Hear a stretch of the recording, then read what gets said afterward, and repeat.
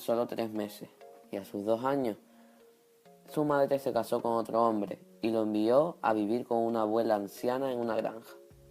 A los 12 años se incorporó a la escuela del rey, donde vivió con un boticario amigo de la familia. Durante los 4 años de estadía, aprovechó para nutrirse de conocimiento científico por medio de los libros del dueño de la casa y de las sustancias químicas que éste disponía por su profesión.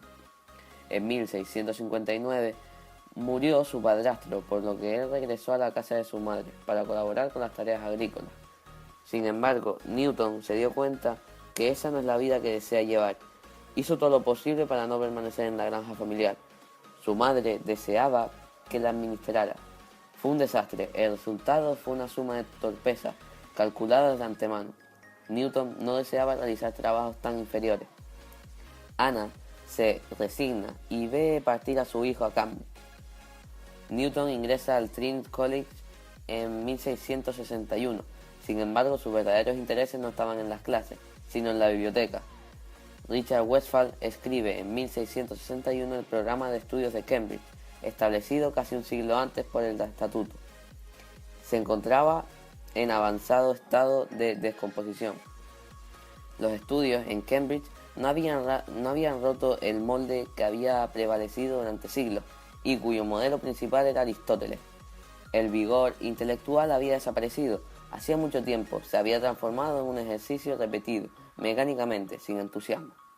Hacia 1664, Newton encuentra lo que había ido a buscar a Cambridge. Comienza un cuaderno con sus propias reflexiones. Plasma en este cuaderno su naciente proyecto intelectual, un proyecto paralelo a sus actividades académicas. Newton estaba interesado en examinar asuntos como la materia, el espacio, el tiempo, el movimiento, la luz, los colores, la visión, la gravedad, etc. Newton fue siempre una persona con una personalidad muy distante. Incluso después de terminar sus estudios, este seguía teniendo una personalidad individualista. A partir de 1664, abordó grandes problemas matemáticos y desarrolló un nuevo método de cálculo. Al tiempo, tras unas investigaciones en ópticas, fue admitido en el Trinity College, una gran asociación de científicos entre los años 1670 y 1672. Newton trabajó en problemas de óptica y descubrió la descomposición de la luz blanca. Pero no fue hasta más tarde, con los Principios, un libro en el cual recoge sus conocimientos de mecánica y cálculo, en el cual define la materia, movimiento, fuerza, además de sus probablemente más importantes descubrimientos. Las características que definían el comportamiento de Newton eran, entre otras, la obstinación con la que defendía sus ideas para que fueran reconocidas, y su retraimiento innato que le hizo tener desconfianza de mezclarse con las demás personas. Este es uno de sus rasgos que justifican su comportamiento como neurótico, y otros componentes de su personalidad como la hipocondría que se vieron constatados por traumas familiares. El primero en oponerse a sus ideas con respecto a la óptica fue Robert Hooke. Este defendía una visión ondulatoria de la luz, precisada en una nueva comunicación de 1675, que hacían de la luz un fenómeno resultante de la emisión de corpúsculos luminosos por parte de determinados cuerpos. El enfado de la polémica determinó que Newton renunciara a publicar un tratado que contuviera los resultados de sus investigaciones, hasta después de la muerte de Hooke en 1703. La obra máxima de Newton, Principios matemáticos de la filosofía natural, vería la luz mucho antes.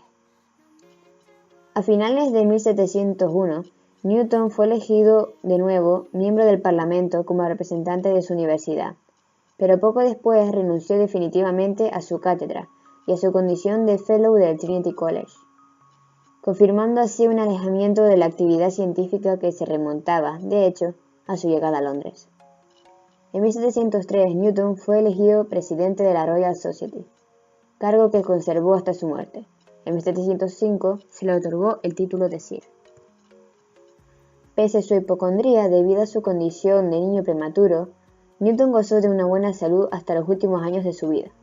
A principios de 1722, una afección renal lo tuvo seriamente enfermo durante varios meses, y en 1724 se produjo un nuevo cólico nefrítico.